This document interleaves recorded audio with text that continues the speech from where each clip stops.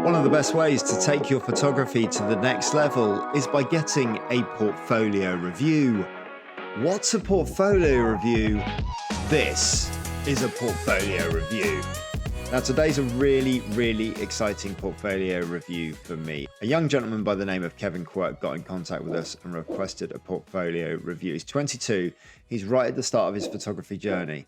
I remember when I was at the start of my photography journey at around about the same age, and it was almost impossible in the 90s to get any sort of feedback in your images. And I kept fighting for it and I kept looking for it. And the more feedback I got, the more helpful it became and the better my photography became. And you just keep trying to find that feedback, keep trying to find those people you can reach out to and keep trying to learn. And I'm so privileged that Kevin has asked me to have a look at his images. And I think this portfolio review from someone who's at the start of their photography journey is going to help so many people out there who are at the start of their photography journey. I hope you get to enjoy it.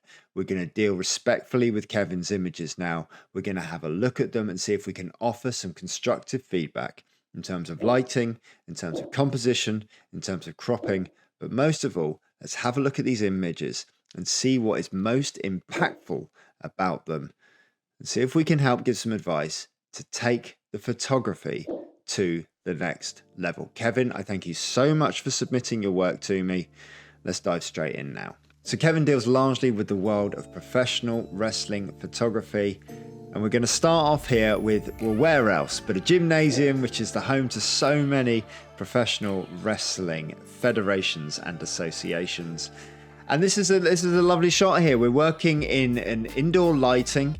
There's going to be mixed lighting all around. We can see that there's going to be light coming in from this window. We see that there's a little bit of hair light here on this side. So there's obviously some sort of spotlight coming from this side, which is hitting the ring. There's a red light down here just against the wall, which is giving some sort of ambient lighting there for the promotion. So it's really tricky to sort of white balance for these things correctly and to get things right in camera. We've chosen, and I can see from the grain that we've chosen to work with a high ISO. This is a great choice. The more you spend on your cameras, the more the sensors are going to be able to cope with higher ISOs without that digital grain, which can sometimes, when we look in here, we can see that we've got red and green pixelation throughout the print.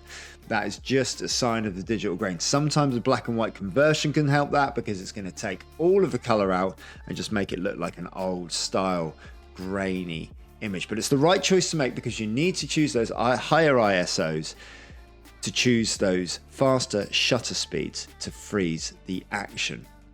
As you start to invest and as kit gets better as well, because kit's going to develop, bodies are going to get better, lenses are going to get better. As all of those things develop, the sensors over time are going to get super good at dealing with high ISOs. And you're going to be able to invest in lenses as well that are going to open up wider apertures. That's going to access more possibilities for faster shutter speeds for you here. But in terms of the context of this shot here, decent framing of the image here. We can see both competitors on here. I think potentially there's a vertical crop in here to really frame the performers and get that referee just out of shot here and just simplify everything here. But the timing on the submission move and those fingers in the face is really nice. And we've managed to allow for those ring ropes so they're not obscuring the faces on this one. Nice little shot to start us off with there, Kevin. Next shot here, again, like we're outside, but we're in challenging lighting circumstances because it's nighttime. So we're literally relying on just the lights that are hitting the ring. Now, the skin tones across this one are coming across just a little bit green in the saturation. That's down to the lighting. The lighting on the ring is not necessarily going to be daylight balanced. They're not necessarily going to be balanced with each other. One way that you can alleviate this is to really settle on what white balance you're going to use beforehand and take your camera off auto white balance and put it on a standard white balance. I typically work at around about 4,700 Kelvin, but that means that every single one of my shots that comes out of camera is going to look the same color. And if there is a color problem, I can batch edit it later so that they all look the same.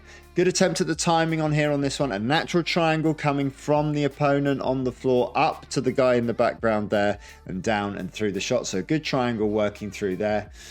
It's a shame those lights are just going through the head. We try and avoid that as much as we possibly can by either getting lower or getting higher, but I appreciate you're under the bottom rope here, working really, really hard. And I like the reaction of the spectators at ringside. I like the fact that they're laughing. That's good for promoters because they like to see people laughing as much as possible. Maybe up the ISO just a little bit, just to get a bit more sharpness on that shutter speed so that we can work somewhere around about 1/500th of a second if we're trying to freeze action outside. But a good attempt here at really, really challenging circumstances. This is just a good reaction shot. It's just well handled. We are slightly off to the right hand side, slightly dynamically composed, which is good. I feel we can get even closer here. I think if we crop above this green element just in the background there, maybe have a look at coming inside this light just a little bit here and really focus around the face to capture that reaction. And it's the timing. The first 3 photos, we've already established that we've got a good idea for timing on shots, which is really, really crucial because that's what we're trying to do with photography. We're trying to capture moments in time that cannot be replicated, and timing is key. So good effort here on this one. Again, working outside, we've got a slightly sharper image than we had previously, and we've got close. We are super close here, so we feel like a fan who's privileged enough to be part of the action this close ringside to the shot. The real air of what's going on here that's exciting is the reaction down here with the head, and with the timing on this one, potentially just waiting until this head comes around the other side. You'll find with the more experienced performers, of which this is one, that when they hold a submission pose in the ring there, they'll turn their head left and right, particularly if they're the villain, looking at all of the fans ringside and trying to get them all in. So you will find a timing moment where you'll be able to get both faces in shot. But again, challenging lighting conditions, well handled here. This is an area where we would really have benefited from a faster shutter speed. Again, your timing is great because we've got the kit going straight into the midsection and that reaction, but everything's blurred because everything's moving. And the issue with this is that we're outside. So if we're outside on a sunny day, there's no real reason why we can't be using ISOs of around anywhere between 100 and 400. Opening up our aperture, even if we're on a lens that will only open up to 5.6, that will still allow enough light into the image at around about 400 ISO to get those shutter speeds up really high to around about 5, maybe 1,000th, maybe 2,000th of a second at a guess. And that's definitely going to frame the action, because it's a shame here because we've managed to capture both performers' faces between those top ropes, so there's no rope in the way. And we've managed to get the kick right in the gut there with the fans looking on in the background. So if we're experimenting with shutter speeds, that's fine. We possibly haven't experimented enough, and we probably possibly need to go even slower. But my guess is we just need to adjust those settings in camera and just see if we can't get that a little bit sharper. I always shoot manual ringside. You can shoot aperture priority if you wish. In this instance, if you really, really want to secure your faster shutter speed, switch it to shutter speed priority. Pop it on to about 1,000th of a second if you really want to freeze it, but anything above 500. And the camera should do the rest of the work for you. Great timing on this shot. Again, we managed to get all 3 performers performing in here, making a lovely shape in the middle of the shot. We could potentially crop that referee out on the right hand side because we've lost his eyes anyway there, so just bring that crop in there. Well, I'll tell you what's really engaging for me in this one is this little fan down here and the way that we're looking on into the ring and really, really engrossed in the action. That's just a really, really classy moment, well caught. Love the color palette of the trees in the background blending from green all the way through to yellows and browns there. That's really, really nice. Yeah, and here we go. This is what we get with timing, and timing gives us these chest slaps which create sort of real emotion and real feeling. Everyone, I don't know what it's like to take a pile driver, but I can feel what it might be like to take a chest slap. Not very nice, I imagine. If we can zoom in any closer, do try and zoom in closer on these ones and try and fill the frame with that even more. But a great timing on that one to get that moment of the chest slap going straight in there, and that's the story of the image. Gangrel here, spitting the blood. So some of that blood there is pin sharp where we got some of the droplets.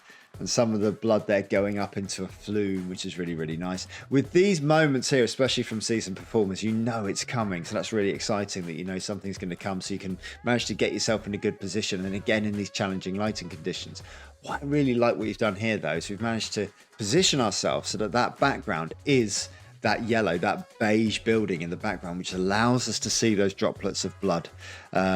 Potentially in there, there's room to come even higher in the frame, be really, really abstract. Think of the rule of thirds and think about where you want those things placed in the rule of thirds, potentially having the head and the mouth in the bottom third and the top 2/3, the blood coming out, creating a really dynamic composition. Pin sharp in here. This is lovely. Pin sharp expression. Nice tattoo on the arm. Good connection between the two performers. And a simplified background approach in what is obviously challenging lighting conditions. So we've got that little shrub on the left-hand side, but ultimately the rest of the background's quite clear. The subjects are isolated from the background. Good attempt at an action shot here with a moment mid-match. But there's obviously some jaw jacking between the two to capture some real emotion. Looking out for the submission here, looking out for the rope. This is great. It's slightly dark, just a little bit underexposed. We just lost a little bit of exposure here. If we're working on things like auto exposure, your camera may be looking at those white marquees in the background thinking, oh, it's a bit bright, I'll bring it down just a little bit in exposure. And that's might be why we're a little bit darker in here.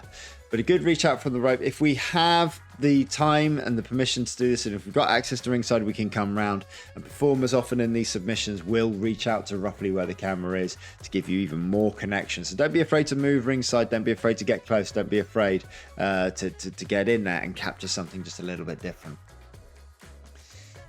Exposures come up again here for us in the same match, which is good. And the performers are nicely framed between those two ropes. I like that, and I like those little converging lines sort of coming in as well. I feel we could do with just getting a little bit closer. I'm not sure the crowd is adding anything at the bottom there, so there's no reason not to get in just a little bit closer and just really, really, really isolate these guys from everything else.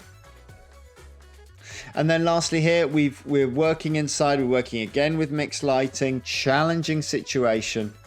We've done well to get a nice angle on the ring, so good context of what the show is. Nice low angle so we can see the ceiling in the top, providing the downlight sort of coming in, which I actually think is nice context in there.